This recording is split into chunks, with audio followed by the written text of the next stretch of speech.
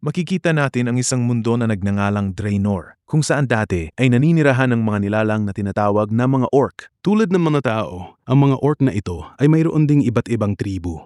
At bawat tribu ay may sariling pinuno. Ang pinuno ng tribong Frostwolf ay si Durotan, at ang kanyang asawa na si Draka ay buntis at malapit ng mga anak. Lahat ng mga tribu ng mga orc ay masaya sa kanilang mundo. Ngunit ngayon, lahat ay magbabago na. Isang pinuno na nagngangalang Gul'dan ang natuto ng birding mahika, na isang napakamapanganibi at masamang mahika. Upang makamit ang kapangyarihing ito, kailangan ng sakripisyo ng mga buhay na nilalang. Nais ni Gul'dan na makapamuno sa buong mundo. Kaya naman, isinakripisyo niya ang napakaraming mga nilalang sa paligid niya at naging lubhang makapangyarihan. Ngunit hindi pa rin nasiyahan ang kanyang pagnanasa. Nais niyang maging pinakamakapangyarihan. Pinagsama-sama niya ang lahat ng mga tribu ng mga orc at nagplano na salakayin ang mundo ng mga tao. Upang makarating sa ibang mundo, kailangan ni Gul'dan na magbukas ng portal, ngunit wala siyang sapat na kapangyarihan upang panatilihin itong bukas ng matagal. Kaya naman, walang awang isanakripisyo niya ang mga bihag na nilalang na tinatawag na mga Draenei, at sa tulong ng kapangyarihang nakuha mula sa kanilang mga kaluluwa, binuksan niya ang portal. Kasama ang kanyang pinakamakapangyarihang mga kasama, pumasok siya sa mundo ng mga tao na nagnengalang Azeroth. Si Durotan ay kasama rin ni Gul'dan, ngunit hindi niya nais na iwanan ang kanyang asawa ng mag-isa. Kaya naman, lihim na dinala niya ito kasama niya. Pagdating sa Azeroth, nagsimulang makiramdam ng kirot si Draka, ang asawa ni Durotan. Sa pagkakita nito, nagsimulang magalit ang natitirang mga kasama ni Gul'dan kay Durotan. Sa sandaling iyon, nanganak si Draka ng isang bata, ngunit ang batang iyon ay ipinanganak na patay. Kumuha si Gul'dan ng kaluluwa ng isang usa. Hinila ito sa kanyang loob at inilagay ang parehong pahiwagang enerhiyang iyon sa katawan ng anak ni Durotan. Nabuhay ang bata, ngunit dahil sa itim na mahika, ang kanyang kulay ay naging berde. Dito naman, sa isang lugar na nagngangalang Ironforge, naroon si Lothar, ang pangunahing komander ng hukbo ng Azeroth. Pumunta siya roon sa mga dwarf na panday upang kumuha ng mga sandata. Doon, isang dwarf na panday ang nagpakita kay Lothar ng isang espesyal na uri ng baril na inihanda nito nang gamit ang sarili nitong mga kamay. Sa sandaling iyon, natanggap ni Lothar ang balita na marami sa mga sundalo ng kanyang hukbo ang napatay. Agad na pumunta si Lothar sa Stormwind. Doon, natuklasan niya na may isang hindi kilalang lalaki na sumusuri sa mga bangkay ng mga namatay na sundalo. Naging mapag-alala si Lothar at hinuli niya ang lalaking iyon. Ang lalaking iyon ay talagang isang mahikero na ang pangalan ay Khadgar. Siya ay isang batang tumakas mula sa paaralang nagtuturo ng mahika. Natuklasan ni Khadgar na ang mga tao mula sa ibang mundo na dumarating dito ay pumapatay ng mga tao at gumagamit sila ng berdeng mahika. Kaya naman pumunta siya upang makita ang mga bangkay na iyon. Ipinakita ni Khadgar Dog ang epekto ng berdeng mahikang iyon sa katawan ng isang namatay na sundalo na nagbigay ng tiwala kay Lothar sa kanya. Pagkatapos nito, pareho silang pumunta sa hari. Sinabi ni Khadgar sa Haring Lion Ren ang lahat tungkol sa mga hindi kilalang tao at sa kanilang mapanganib na mahika. Naunawaan ng hari na napakalakim ng panganib. Ibinigay ng hari ang kanyang singsing at inutusan sina Lothar at Khadgar na pumunta sa tagapangalaga. Sa katunayan, upang maprotektahan ang mundong ito, may isang tagapangalaga na sa pamamagitan ng pag-aaral ng mahika ay naging isang napakadakilang mahikero. Ngayon, sakay sa isang puman, pumunta sina Lothar at Khadgar upang makipagkita kay Medivh. Si Medivh lamang ang tunay na tagapangalaga ng mundo ng mga tao. Maraming mga aklat ng mahika doon at labis na mahilig sa pagbabasa ng mga aklat si Khadgar. Kaya naman, nagsimula siyang maglakad sa aklatan doon. Sa sandaling iyon, nakakita si Khadgar ng isang anino na bigla na lamang pumasok sa loob ng isang aklat. Lihim na inilagay ni Khadgar ang aklat na iyon sa kanyang bag. Sa kabilang panig, ibinigay ni Lothar ang singsing ng hari kay Medivh at hiniling sa kanya na samahan sila para sa tulong. Pumayag si Medivh at ang tatlo sa tulong ng mahika ay direktang nakarating sa palasyo ng hari. Nais na ngayon ni Medivh na mahanap ang mga kaaway na iyon. Kaya naman, kasama sina Khadgar at Lothar, nagtungo siya patungo sa kagubatan. Pagdating doon, nakita nilang nakakalat ang mga patay na tao sa paligid. Sa pagdating doon, tumigil si Medivh at nagsimulang suriin ang mga bangkay. Sa sandaling iyon, bigla na lamang sinalakay sila ng ilang mga orc. Naroon din si Durotan at sumalugad din siya sa mga tao. Nagsimula ang isang matinding labanan mula sa magkabilang panig. Ngunit ang mga nilalang na ito ay napakamakapangyarihan, kaya napakahirap patayin. Tuwid na inatake ni Durotan sina Medivh at Khadgar, ngunit maliksi na gumawa si Khadgar ng isang pananggalang mula sa kanyang mahika. dahil sa naging walang epekto ang suntok ni Durotan. Gamit ang kanyang mahiwagang kapangyarihan, nagsimulang puksain ni Medivh ang berdeng mahikang kumakalat doon. Ang epekto ng mahika ni Medivh ay napakabilis na lahat ng mga orc na may hawak ng itim na mahika ni Gul'dan ay napatay ng doon din. Sa pagkakita ng kanilang mga kasama na namamatay ng ganon, ang natitirang mga orc ay tumakas mula doon. Kabilang sa mga tumakas ay sina Durotan at ang kanyang kasama na si Orgrim Doomhammer.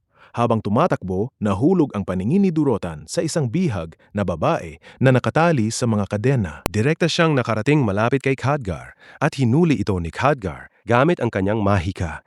Ang pangalan ng bahiyag na babaeng iyon ay Garona, na kalahati ning balahit sa tao at kalahati ay orc. Ngayon, lahat ng tao na ginagawang bihag si Garona ay direktang dinala siya sa Stormwind.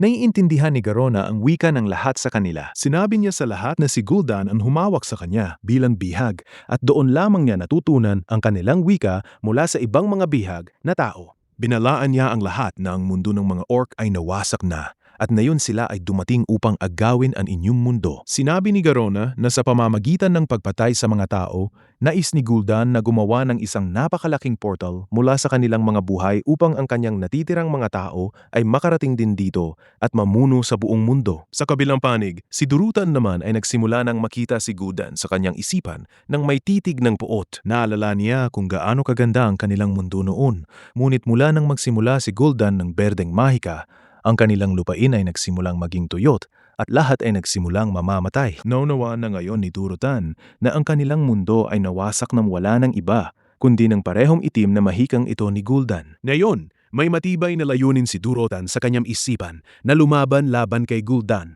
Doon sa Stormwind, nakakulong sa bilangguan si Garona. Sa sandaling iyon, ang reyna na si Queen Teria na kapatid ni Lothar ay nagdala ng ilang mainit na damit kay Garona dahil napakalamig doon. Nakikipag-usap si Queen Teria ng may pagmamahal kay Garona at kinukumbinsi ito na tulungan ang mga tao. Sa kabilang panig, binabasa ni Khadgar ang aklat na kinuha niya mula sa aklatan. Sa pagbabasa nito, natuklasan niya ang isang napakadakilang katotohanan. Upang makarating si Gul'dan mula sa kanyang mundo patungo sa mundong ito, may isang tao rin dito na tumulong sa pagbubukas ng daan. Dito, ipinaliwanag ni Durotan sa kanyang espesyal na kasama na si Orgrim Doomhammer na mula nang magsimulang mamuno si Gul'dan sa kanila, doon na lamang nawasak ang kanilang mundo. Pinapaalalahanan niya ito kung gaano kasaya sila noon sa pangangaso at pamumuhay ng masaya. Sinabadi ni Durotan na tago naming pagilan si Gul'dan sa lahat ng pagkakataon. Ngunit hindi pa ganap na nauunawaan ni Orgrim Doomhammer ang kanyang mga salita noon. Handa na ngayon si Garona na tumulong sa mga tao. Kinabukasan,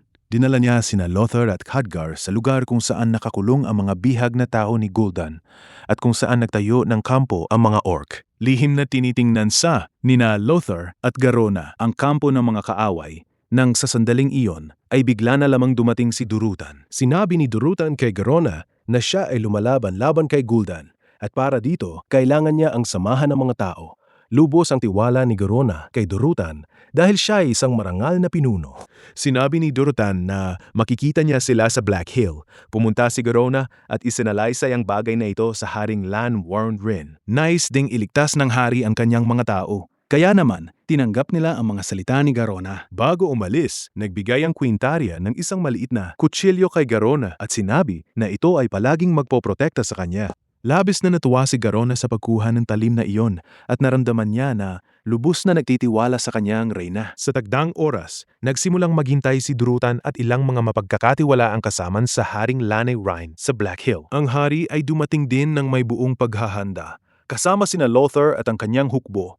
Si Medivh ay mula sa itaas ng burol ay nagmamasid sa kanilang lahat. Nakipagkita si Durotan sa hari at sinabi sa kanila ang katotohanan anumang mundo ang tapakan ni Gul'dan ay ginagawa niyang tuyot sa pamamagitan ng kanyang itim na mahika. Sinabi ni Durotan na nais niyang iligtas ang kapwa ang kanyang tribu at ang mundong ito mula kay Gul'dan. Nagbigay siya ng isang malaking balita, eksaktong 2 araw na lamang at sa pamamagitan ng pagsasakripisyo ng lahat ng bihag na tao ay bubuksan ni Gul'dan ang napakalaking portal magpakailaman. Ipinaliwanag ni Durotan sa hari na kung ang hukbo na umaatake kay Gul'dan ay makakaagaw ng kanyang pansin, ang aking tribu na makakakita ng pagkakataon ay maaaring puksain siya magpakilanman. Ngunit ipinagtraidor ni Orgrim Doomhammer ang buong plano at isinabi ito kay Gul'dan. Lihim na nakatago na ni Gul'dan ang kanyang mga malupit na kasama sa ilalim ng burol.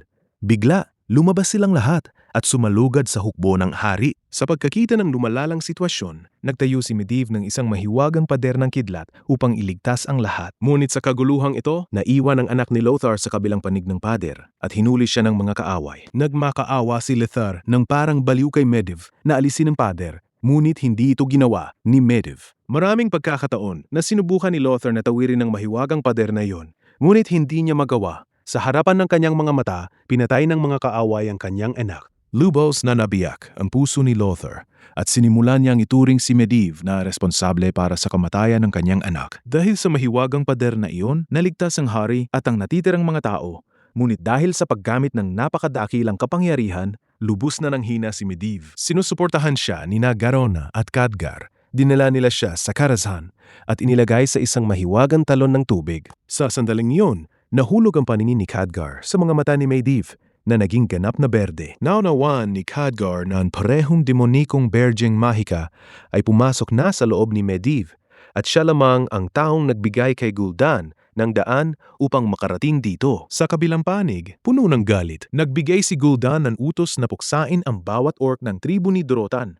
Sa pagkakita nito, napagtanto ni Orgrim Doomhammer ang kanyang pagkakamali. Lihim na pinagtakbo niya ang asawa ni Durotan na si Draka at ang kanilang anak mula doon. Tumakbo si Draka na hawak sa kanyang dibdib ang kanyang anak, ngunit hindi iniwan ng isang kaaway ang paghabol sa kanya. Sa pagkakita ng malapit na ang kanyang kamatayan, ibinigay ni Draka ang basket ng kanyang anak sa umaagos na ilog at nagsimulang lumaban ng mag-isa sa kaaway na iyon. Sa madugo at marahas na labang ito, parehong napatay sila at ang inosenteng bata ay lumutang kasama itong mga alon. Dito, agad na pumunta si Khadgar sa paaralang panmahika ng Kirin Tor sa Dalaran at sinabi sa mga dakilang Panginoon doon na ang tagapangalaga na si Medivh ay ganap nang nasa ilalim ng kontrol ng itim na mahika. Ngayon, tinanong ni Khadgar ang kanyang guro tungkol kay Alodi dahil nabasa niya ito sa mga aklat.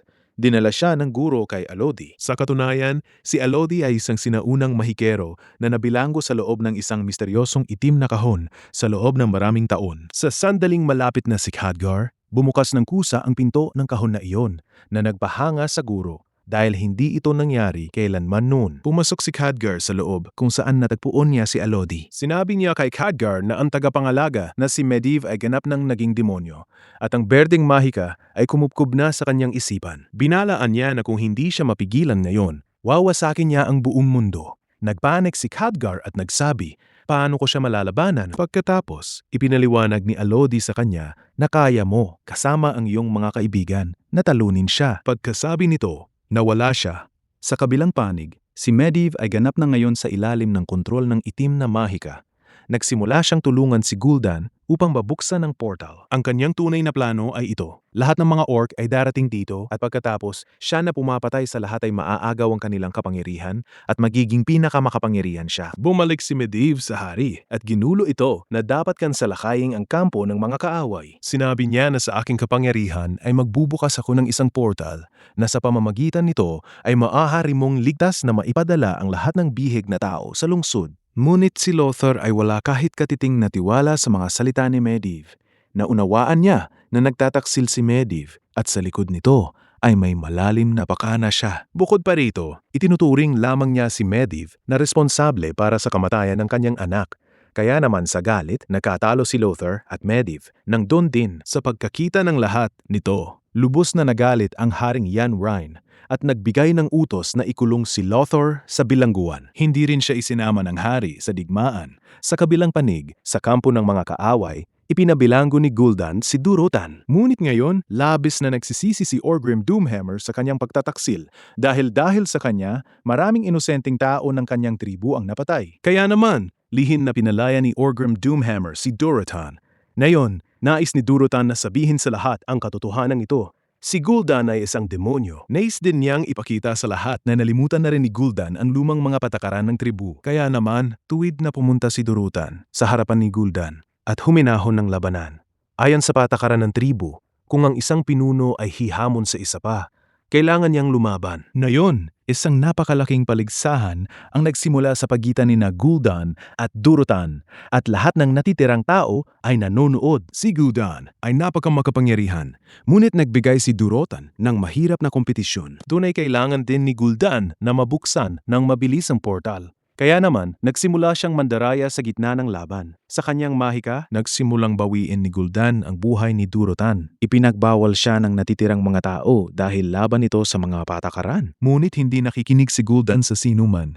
Sinipsip niya ang lahat ng kapangyarihan ni Durotan at pinatay ito. Ngayon, naalis na sa harap ng mata ng lahat ang katotohanan ni Gul'dan. Pinukaw ni Orgrim Doomhammer and lahat laban kay Gul'dan. Ngunit sa kanyang itim na kapangyarihan, paulit-ulit na pinahirapan ni Gul'dan ang mga kasama ni Orgrim Doomhammer hanggang sa mapatay ang mga ito. Sa pagkakita ng nakakatakot na eksena, natakot ang lahat at nang mapilitan ay handang suportahan si Gul'dan. Sa sandaling iyon, dumating ang Haring Lane Wen kasama ang kanyang hukbo at sinalakay. Dito, sa pamamagitan ng pagsasakripisyo ng mga tao, binuksan ni Gul'dan ang napakalaking portal at nagsimula ring tumulong si Medivh. Sa pagkabuksan ng portal, libu-libong mga bagong kaaway mula sa mundong iyon ay nagsimulang dumating dito. Sa kabilang panig, lihim na pumunta si Khadgar sa bilangguan at pinalaya si Lothar at sinabi sa kanya ang buong katotohanan ng pagtataksil ni Jeff. Pareho silang agad na nakarating sa lumang lugar kung saan naroon si Medivh, ngunit sa pagdating doon, lumipad ang kanilang mga pandama. Si Medivh ay kalahating tao at kalahating demonyo na ngayon. Sinubukan nilang pigilan siya, ngunit sa pamamagitan ng mahika, binigyan ni Medivh ng buhay ang isang estatwa ng putik at iniwanan itong lumaban sa kanila. Ang mahiwagang estatwa ay sumalugad kina Lothar at Khadgar. At sa ganong sitwasyon, upang maligtas ang kanilang buhay, kailangan nilang tumakbo ng pabalik-balik. Dito ay lumakas ang kapangyarihan ni Medivh at hanggang hindi siya napipigilan, hindi masasara ang portal. Nalalaman ito ni Khadgar ng husto.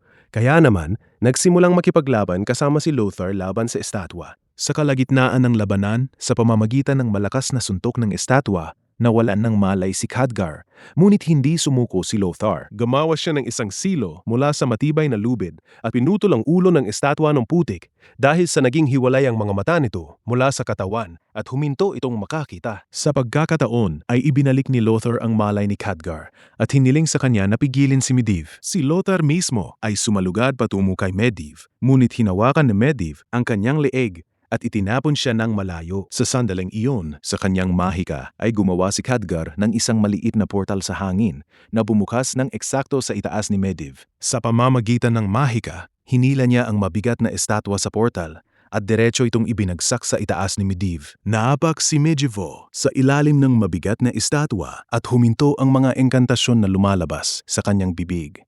Ang epekto nito ay ang napakalaking portal ay dahan-dahang nagsimulang magsara. Ngunit samantala, nahulog si Khadgar sa mahiwagang talon ng tubig at ang kanyang mga mata ay nagsimula ring maging berde. Sinubukan ng mapanganib na berdeng mahika na kupkubin ang isipan ni Khadgar, ngunit hindi sumuko si Khadgar. Nag-ipon siya ng buong tapang, naglagay ng kamay sa ulo ni Medivh at hinila ang lahat ng itim na mahika sa kanyang loob upang palayain siya. Kinuha ni Khadgar ang laso na iyon mula sa kanyang katawan at ngayon ay parehong gumaling. Napagtanto na ngayon ni Medivh ang kanyang pagkakamali at siya habang namamatay ay sa pamamagitan ng kanyang natitirang kapangyarihan ay nagbukas ng bagong daan para sa Stormwind City. Sa pagkakita nito, lubos na natuwa ang Haring Lane Ren dahil ngayon ay maaari na nilang ligtas na maipadala ang lahat ng mga bihag sa lungsod. Diyan na nagsimulang magtrabaho ang mga sundalo ng hari at isa-isang pinapadala ang lahat ng inosenteng tao sa lungsod. Samantala, dahil sa mga sugat at bigat ng mabigat na estatwa, namatay si Medivh ng doon din. Sa sandaling iyon, nagsara ang mahiwagang portal at ang Haring Len Rin, si Garona at ang natitirang mga sundalo ay nakulong ng doon din sa gitna ng mga kaaway. Mula sa lahat ng panig, pinaliligid sila ng mga orc at sumusulong si Blackhand upang patayin ang hari. Naunawaan ng Haring Lane Rhine na mahirap nang makaligtas. Kaya naman, sinabi niya kay Garona na patayin mo ako upang mapanalunan mo ang tiwala ng lahat sa kanila at maligtas ang buhay ng natitirang mga tao. Ayaw sanang gawin ito ni Garona Ngunit nang lumapit ng ganap na malapit si Blackhand, wala nang ibang paraan na natira sa kanya. Pinatay niya ang hari gamit ang parehong kutsilyo na ibinigay ng reyna. Sa pagkakita nito, lahat ng mga orc ay nagsimulang gumalang kay Garona at pinita siya at dinala kay Gul'dan. Nang malaman ni Gul'dan na pinatay ni Garona ang hari, isinama niya ito sa kanyang pangkat at ngayon lahat ay nagsimulang sumunod sa kanyang mga salita. Nagdiriwang lamang ang mga orc sa kasiyahan ng kanilang tagumpay. Nang sa sandaling iyon ay dumating si Lothar, sakay sa kanyang higanteng ibon. Bumaba siya at nagsimulang patayin ang mga kaaway at pinitas ang katawan ng hari at inilagay sa kanyang ibon. Ngunit habang tumatakbo, hinawakan ni Blackhand ang binti ng ibon at ibinaba ito na nagbunga ng pagkahulog at pagkahimatay ni Lothar. Nang muling dumating ang malay ni Lothar, natagpuan niyang nag-iisa siya sa gitna ng daan-daang mga kaaway. Sa sandaling iyon, huminahon sa kanya si Blackhand ng isang labanan. Eksaktong ito ang nais ni Lothar dahil kailangan niyang gantihin ang kamatayan ng kanyang anak. Nagsimula ang paligsahan sa pagitan ng dalawa at sa isang maliksi na suntok, pinutol ni Lothar si Blackhand sa gitna at isinaksak ang espada sa kanyang likod at pinatapos siya. Nakamit na ni Lothar ang kanyang paghihiganti. Nagalit si Gul'dan at inutusan ng kanyang mga tao na apatayin si Lothar. Ngunit walang sumunod sa kanyang mga salita dahil ayon sa patakaran ng tribu, nanalo si Lothar sa labanan nang may buong katapatan at karapat-dapat siya ng paggalang. Si Gul'dan mismo ay sumusulong upang patayin siya. Ngunit pinigilan siya ni Garona at sinabi na kung labagin mo ang patakaran, walang mag-aaring pinuno sa iyo. Pagkatapos nito, dinala ni Lothar ang katawan ng hari pabalik sa Stormwind kung saan ginanap ang kanyang huling ritual at pinili ng mga tao si Lothar bilang kanilang bagong pinuno. Sa kabilang panig, binali ni Orgrim Doomhammer ang isang ngipin ng kanyang namatay na kaibigan na si Durotan upang maibigay ito sa kanyang anak at ang alaala ni Durotan ay palaging mananatiling tusama. Sa huli, nakikita natin ang anak ni Durotan na lumalutang sa ilog. Sa sandaling iyon, nahulog ang paningin ng ilang mga tao sa kanya. Iniligtas nila siya at ibinigay sa ligtas ng mga kamay. Kasabay nito, natatapos ang kwento dito.